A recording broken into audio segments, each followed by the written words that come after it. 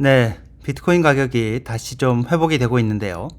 6만 1000불대까지 떨어졌었는데 현재 6만 7000불을 좀 넘었습니다. 네, 가격 상승 요인이 뭔지 그 얘기를 좀 하겠습니다. 그리고 그레이스케일 비트코인 현물 ETF에서 대량 매도 사태가 이어지는 것보다 사실 좀 더 주목해야 하는 게 대량 매도 사태로 가격이 떨어지는 상황에서도 나머지 비트코인 현물 ETF에서 돈이 빠져나가지 않았다는 사실이다. 자, 이 얘기도 좀 하겠습니다. 그리고 SEC가 이더리움이 증권이라고 규정하기 위해서 법적 대응을 준비하고 있다. 뭐 이런 보도가 나왔는데 그 내용도 좀 얘기를 해보겠습니다. 네, 안녕하세요. 황 작가입니다. 네, 오늘도 투자 어드바이스가 아니라는 점 먼저 말씀드리고 시작을 하겠습니다. 네, 비트코인 가격이 좀 회복이 됐는데요. 연준이 금리를 동결하고 올해 이 시장의 예상대로 3번 정도 금리를 인하할 걸로 보인다. 뭐 이런 내용이 나온 것도 영향을 준 걸로 보이는데 거기다가 또 오늘 미국 비트코인 현물 ETF에도 상당한 돈이 좀 들어온 걸로 그렇게 보입니다. 돈이 유입되는 이 블랙록 IBIT 여기 블랙록인데요. 블랙록의 비트코인 현물 ETF인데요. 이게 거래 금액인데 보면요. 오늘 한 12억 달러 정도 그 거래 금액이 12억 달러가 아니죠. 26억 달러 정도 오늘 거래 금액이 26억 달러 정도가 됐고요. 그리고 피델리티 ETF가 또 10억 달러 정도가 됐습니다. 그리고 돈이 빠져나가는 이 GBTC도 봐야 되겠죠. 보면요. 이렇게 12억 달러 정도가 됐습니다. 일단 돈이 유입되는 블랙록 그리고 피델리티 여기에 각각 26억 달러, 10억 달러 정도의 이 거래 금액이 이 정도가 됐고, 그리고 그레이스케일이 한 12억 달러 정도 됐으니까요. 나머지까지 다 확인을 해보면 이제 계산이 나오겠죠. 근데 오늘은 좀 돈이 들어온 걸로 그렇게 예상이 되네요. 얼마나 돈이 들어오고 얼마나 빠져나갔는지는 아직까지는 확인이 되지는 않았습니다.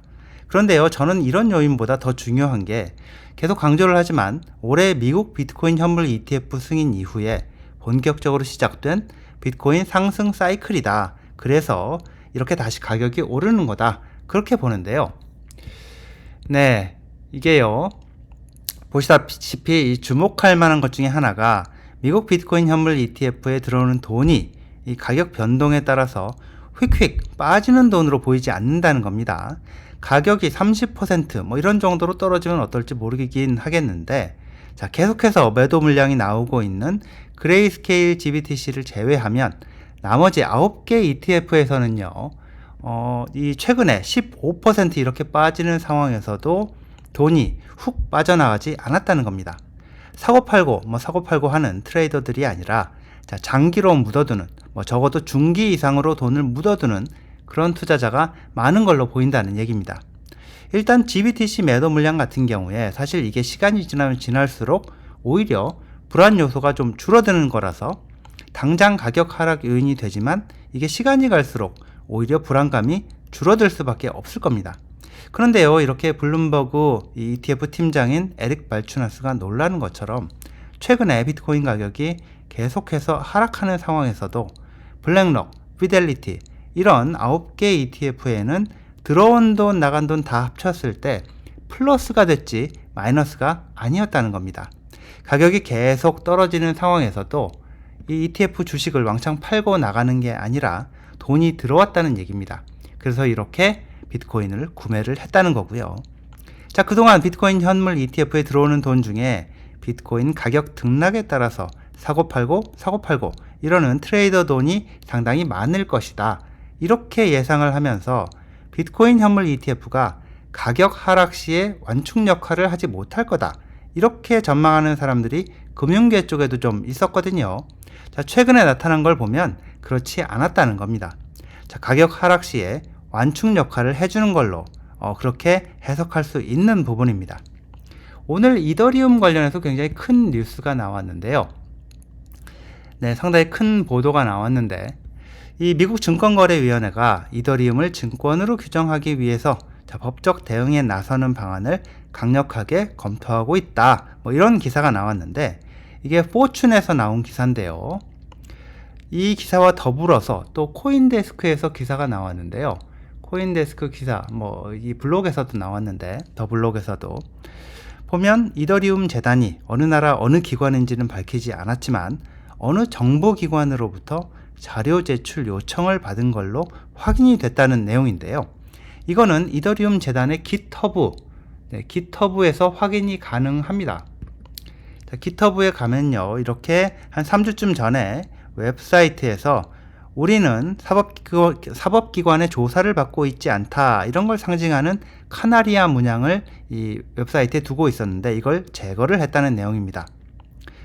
네, 미국 증권거래위원회가요, 이더리움을 증권으로 규정하기 위해서 법적으로 대응을 하는 방안, 예컨대 소송을 제기하는 방안을 강력하게 검토하고 있다는 기사, 그게 나온 시점에 스위스에 있는, 이 기사, 이 포춘 기사가 나온 시점에 말이죠. 같은 시점에 이 기사가 같이 나온 거죠.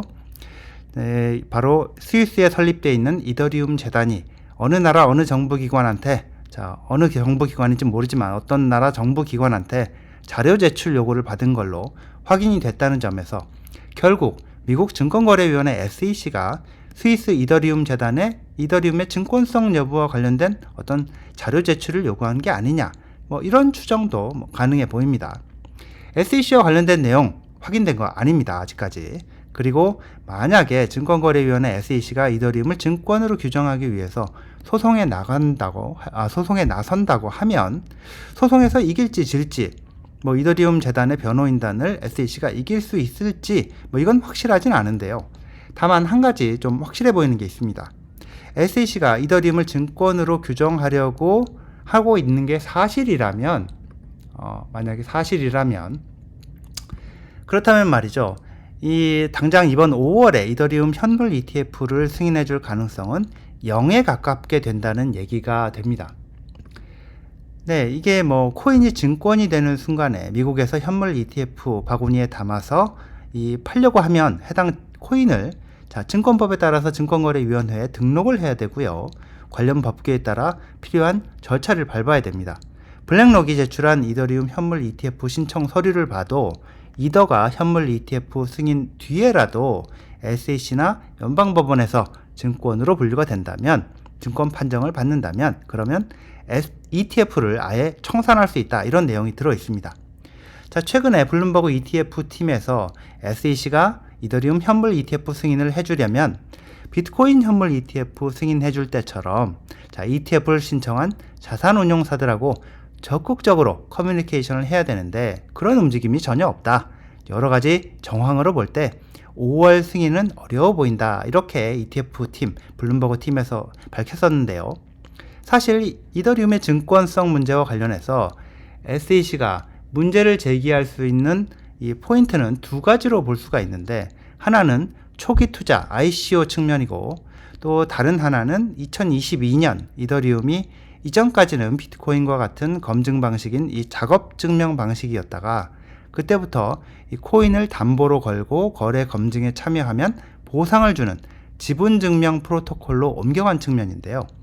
게리 겐슬러 이 증권거래위원장, SEC 위원장이 과거 MIT에서 강의를 할 때 사업을 하는 사람들이 사업을 위해서 투자를 받고 투자받은 돈이 공동의 사업에 쓰이고, 또 투자하는 사람들은 이 창업자 같은 제3자의 노력으로 자신들이 투자한 상품의 가치가 올라갈 거라고 보는 경우에 그건 투자 계약에 해당하고 증권법에 적용을 받는다, 이러면서 그런 걸로 볼 때 이더리움은 증권이다, 이런 얘기를 했었는데요. 이건 비탈릭을 비롯한 창업자 그룹이 초기에 이더를 이 사전 채굴을 해서 또 팔아서 투자받는 과정, ICO 과정을 들어서 그렇게 봤던 걸로 볼 수가 있습니다.